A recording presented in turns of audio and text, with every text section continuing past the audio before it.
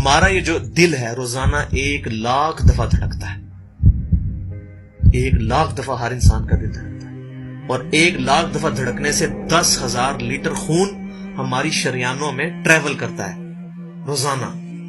اور ہماری شریانیں جو ہیں، وینز جو ہیں، ان کو اگر جوڑا جائے تو 1,00,000 کلومیٹر بنتی ہیں. 2.5 چکر پوری زمین کے بن جائیں ہر انسان کی شریانیں اگر جوڑی جائیں. ان ساری شریانوں میں جو خون ٹریول کرتا ہے دل کے ذریعے، کیا یہ خود بخود ہو رہا ہے؟ پھر اس کے بعد اس چیز کے اوپر غور کریں کہ ہمارے جو گردے ہیں روزانہ 25 دفعہ ڈائلیسس کرتے ہیں. ایک ڈائلیسس کی قیمت مارکیٹ میں تقریباً 3,500-4,000 روپے ہے. 4,000 کو آپ 25 سے ضرب دیں، 1,00,000 روپے کا کام ہمارے گردے مفت روزانہ کر رہے ہیں بغیر کسی تکلیف کے. ڈائلیسس کروانے کے لیے تو ٹائم دینا پڑتا ہے، تکلیف کاٹنی پڑتی ہے. یہ ہمارے گردے خود بخود چل رہے ہیں. کیا زمین و آسمان کی ساری مخلوقات مل کے جس بندے کے گردے فیل ہو جائیں وہ گردے چلا سکتی ہیں دوبارہ؟ یا دل فیل ہو جائے تو دل چلا سکتی ہیں؟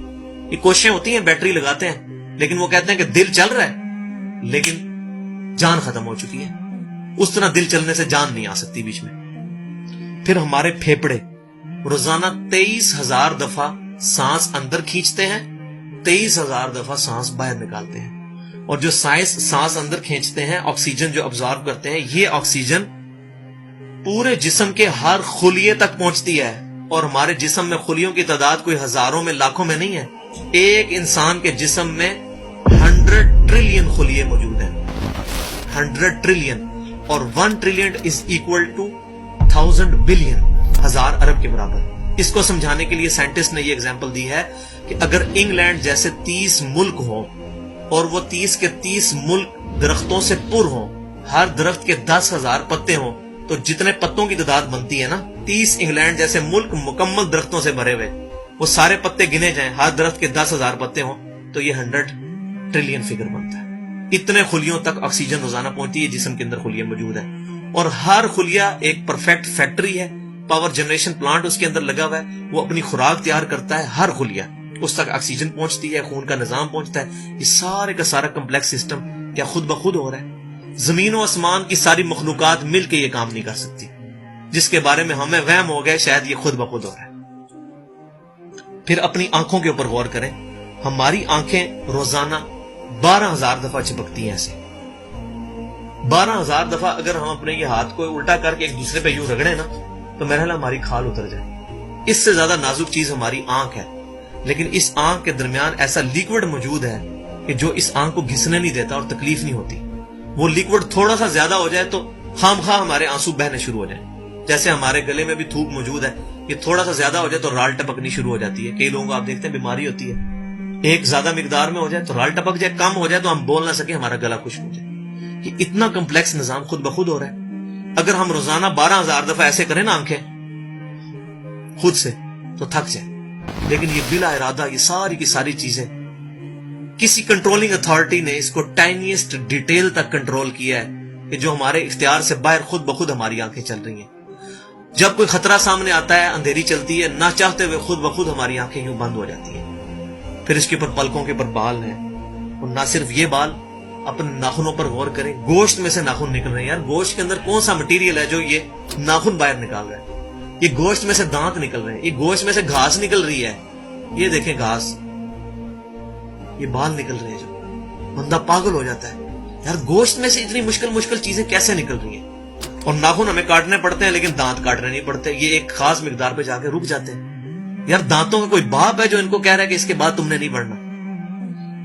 سر کے بال بڑھتے ہیں لیکن یہ ہمارے یہ والے بال نہیں بڑھتے، ابرو کے بال نہیں بڑھتے. اس کو کون کنٹرول کر رہا ہے؟ یہ ساری کی ساری چیزیں کیا خود بخود ہو رہی ہیں؟ جو چیزیں بھائیوں کرنے سے نہیں ہو سکتی، انسان اپنی چیزیں خود کنٹرول نہیں کر سکتا، تو خود بخود وہ کیسے ہو رہی ہیں؟ اس سے بڑی تو بیوقوفی اور کوئی چیز نہیں. پھر سب سے مشکل جو انسٹرومنٹ ہمارے دماغ جو ہے، ہمارے دماغ کے اندر 10 ارب خلیے ہیں، اور جو دماغ کے اندر جو ہمارے کنیکشنز ہیں وہ 100 ٹریلین ہیں، equivalent to the quantity of cells in human body. جو میں نے بتایا تھا انگلینڈ جیسے 30 ملک ہوں، وہ والی ایگزامپل دی، وہ سیم اتنے کنیکشنز دماغ کے اندر ہیں. ہمارے دماغ کے اندر 1 منٹ کے اندر 10 لاکھ چین ریئیکشنز ہوتے ہیں جن کی وجہ سے دماغ کام کرتا ہے. ایک کنیکشن بھی ان 100 ट्रिलियन कनेक्शन में से डिस्टर्ब हो जाए, हमारा दिमाग काम नहीं कर सकता। इतनी टाइनीस्ट डिटेल तक दिमाग को जो कंट्रोल किया है, ये क्या दिमाग खुद ब खुद अपने आप को कंट्रोल कर रहा है? जमीन और आसमान की सारी मखलूकात मिलके एक बंदे का दिमाग नहीं चला सकती अगर उसका दिमाग खराब हो जाए या कनेक्शन डिस्टर्ब हो जाए। ये अक्सर लोगों को ऐसा मसला होता है कि कहते हैं जी खून आ गया इसको और ये दिमाग जो है इसकी शरीयान फट गई, ये हो गया।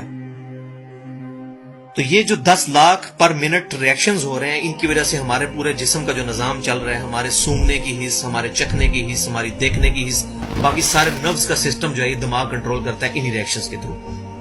फिर इंसान अपनी रिप्रोडक्शन पर गौर करे कि इंसान पैदा किससे हुआ है? मनी के एक कतरे से। मनी के एक कतरे के अंदर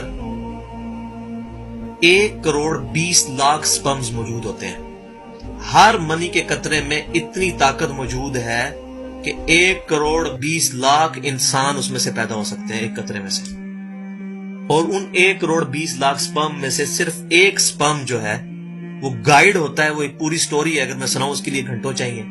और वो जाके जो मदर की ओवरी जो है उसको जाके फर्टाइल करता है और वहां प्रेगनेंसी ठहरती है और बच्चा बनना शुरू हो जाता है। उस एक स्पर्म को कौन रास्ता दिखाता है और वो किस मुश्किल रास्तों से गुजर के वहां तक पहुंचता है, इंसान पागल हो जाता है। अब नेशनल ज्योग्राफिक पे ये वीडियो चलाई थी, उन्होंने सारी चीजें दिखाई थी, तो इंसान पागल हो जाता है उस चीज को देखे। तो ये जमीन आसमान की सारी मखलूकात मिलके क्या एक बच्चा बना सकती है? पागल हैं सब के सब लोग, परेशान हो जाते हैं कि मनी के एक कतरे से इतना बड़ा इंसान कैसे बन जाता है। उस मनी के कतरे में तो कोई ऐसी चीज नहीं है जिससे आंख का ढेला बन जाए और उसके पीछे शीशा लग जाए। उसमें तो कोई ऐसी चीज मौजूद नहीं कि ये बाल जैसा मटेरियल निकला है। फिर वो सारी की सारी चीजें इतनी परफेक्ट हार्मनी में बन के बाहर आती हैं पूरे सिस्टम के तहत। ये कैसे हो रहा है? जो काम जमीन और आसमान की सारी मखलूकात मिलके नहीं कर सकती, वो खुद ब खुद कैसे हो सकता है? इसीलिए बायोलॉजी के जो चंद लॉज फाइनल हुए हैं, उनमें से एक लॉ ये भी फाइनल हो चुका है, एक यूनिवर्सल लॉ बायोलॉजी का, कि living cells can never be produced from non living source.